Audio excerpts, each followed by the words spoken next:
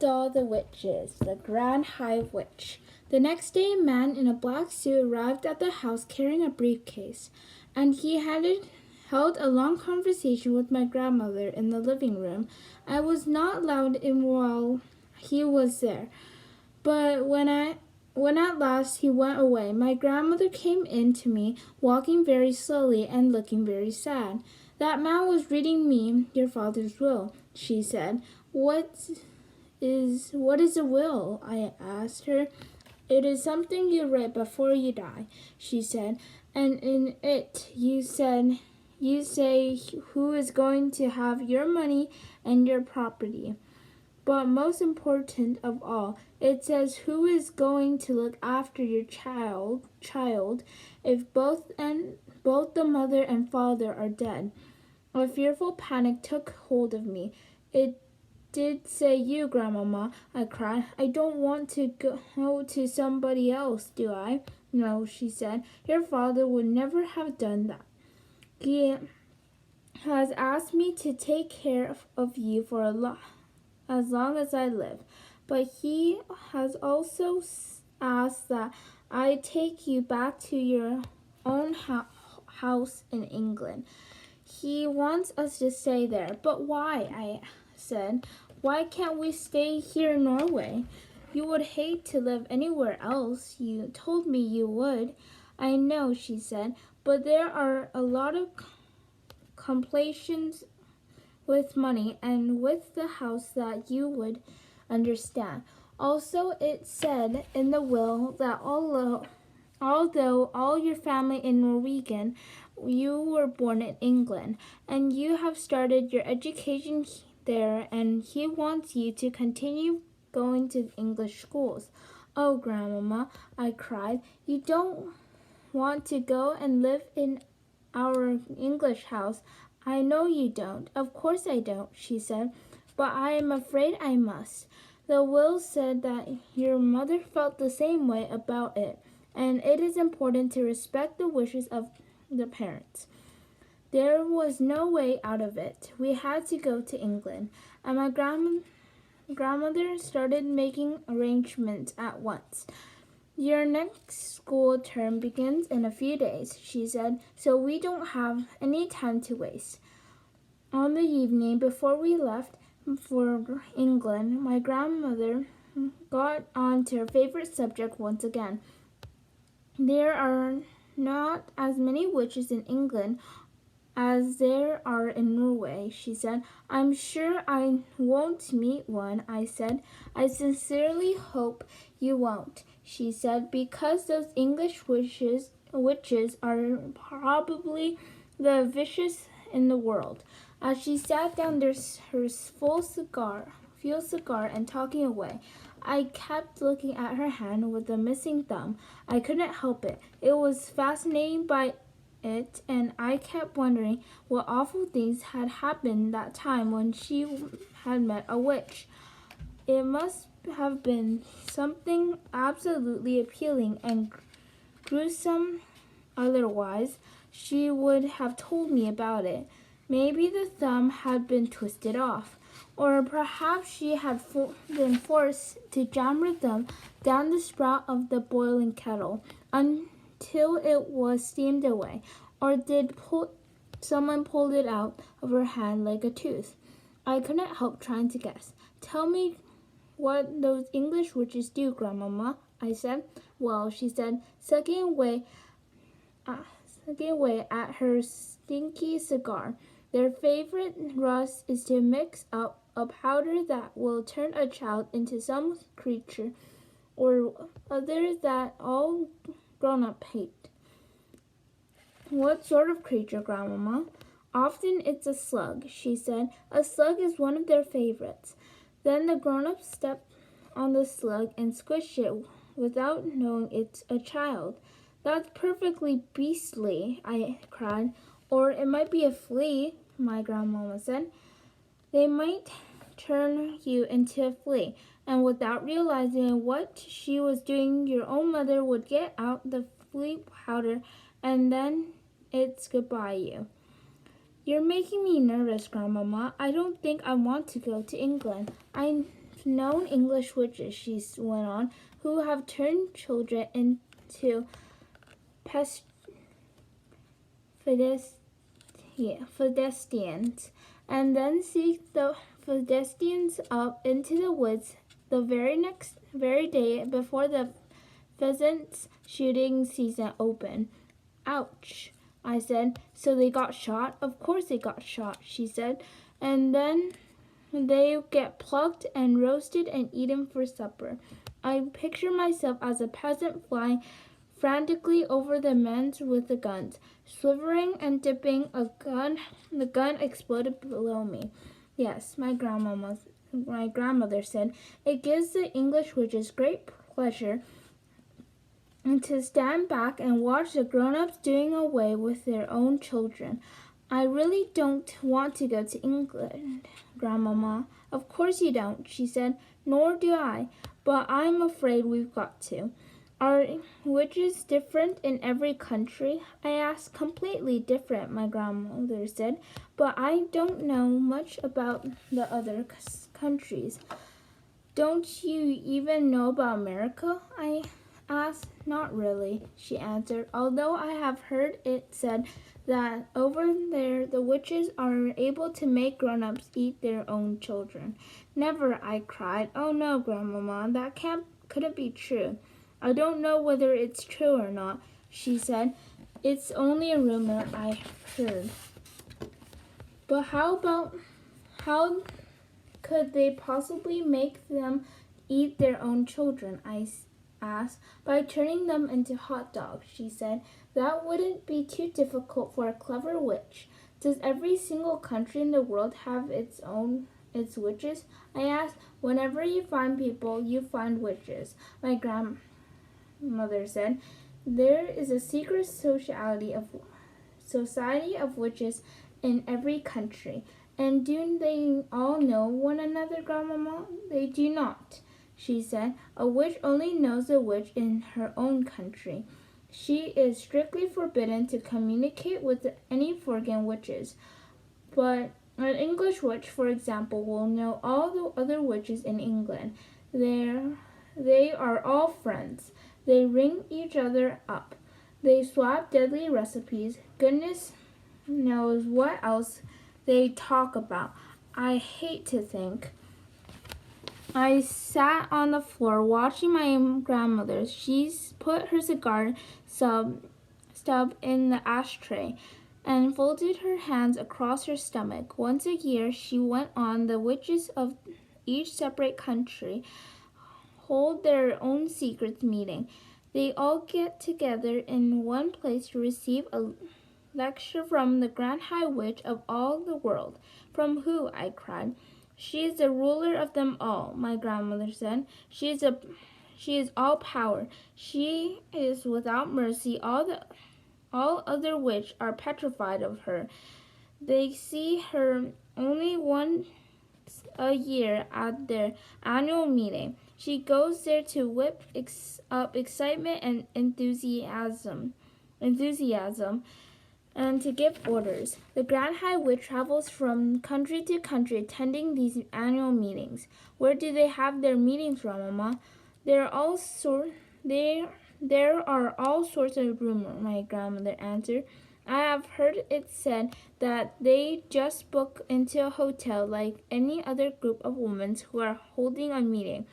I have also heard it said that some very particular things go on in the hotels they stay in.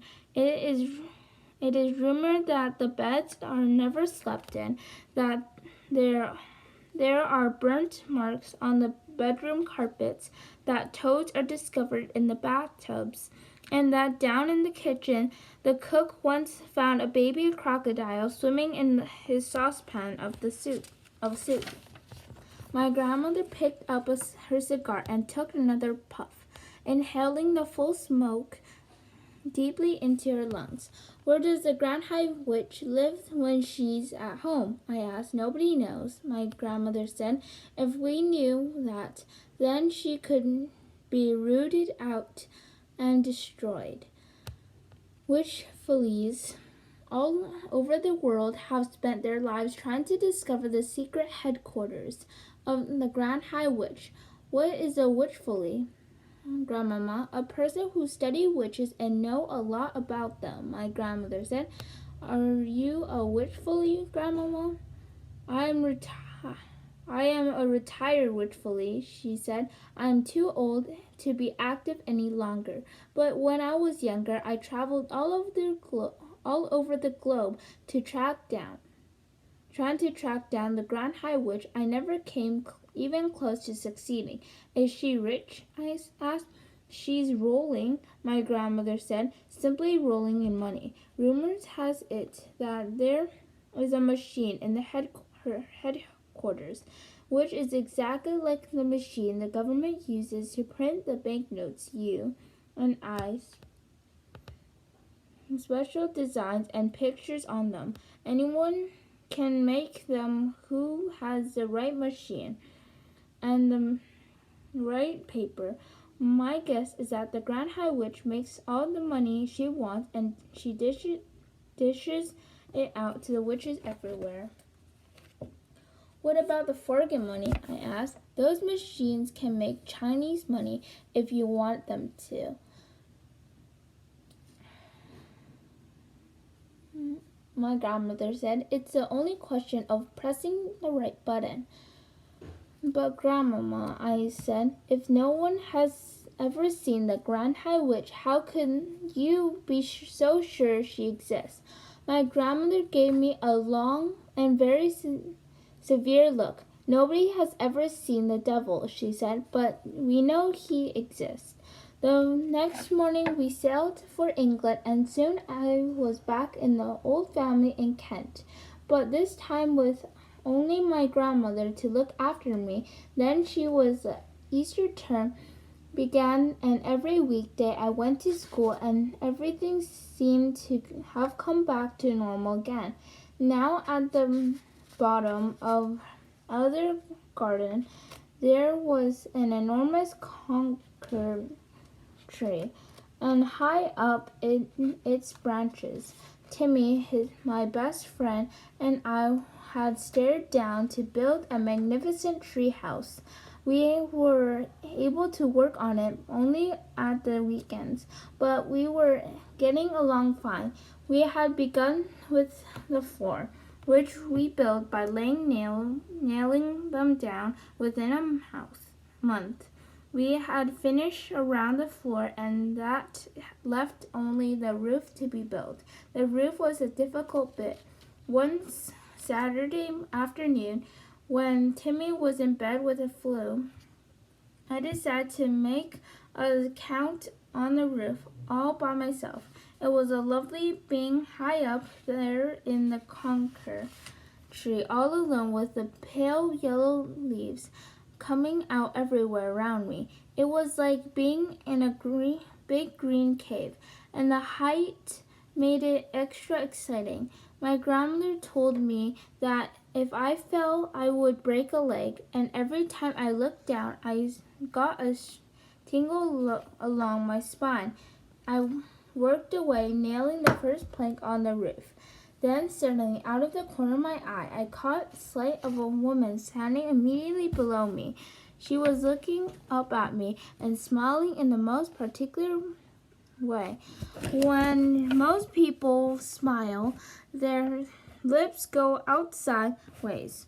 This woman went upwards and downwards, showing all her front teeth and gums. The gums were like raw meat.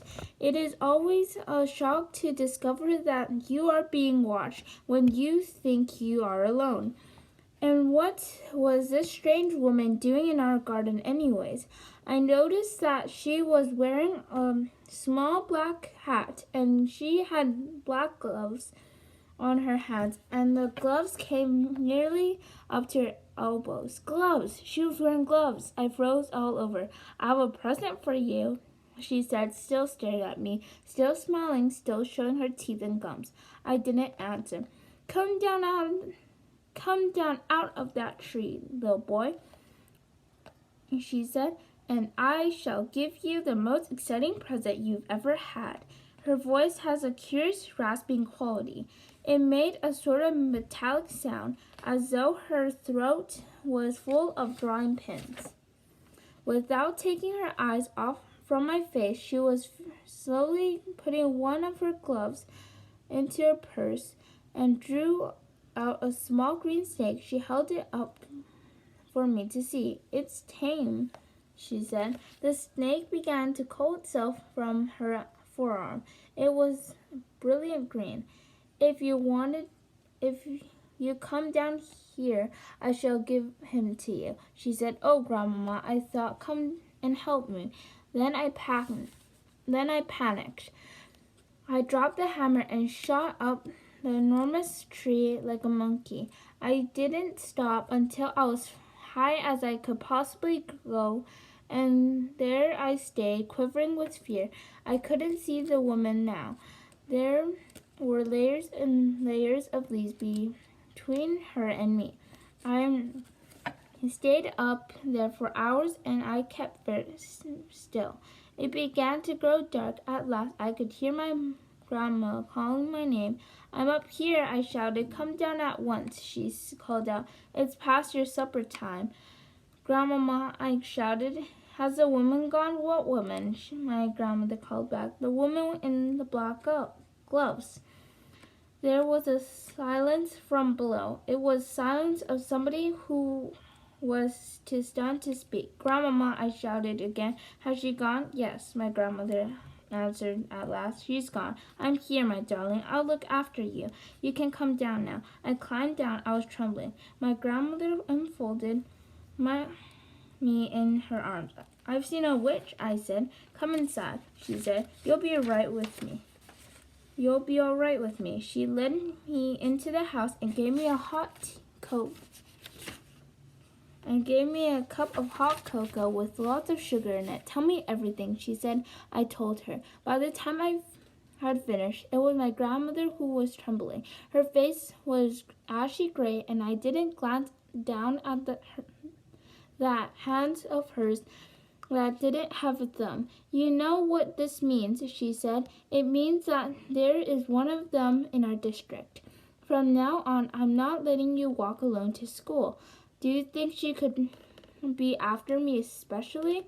I asked. "No," she said. "I doubt that. One child is as good as any other to those creatures. It is hardly surprising that after that I became a very cautious little boy. If I happened to be alone on the road and saw a woman approaching who was wearing gloves, I would quickly skip across to the other side. And as the weather remained pretty cold during the whole of that month, nearly everybody was wearing gloves. Curiously enough, though, I never saw the woman with the green snake again. That was my first witch, but it wasn't my last.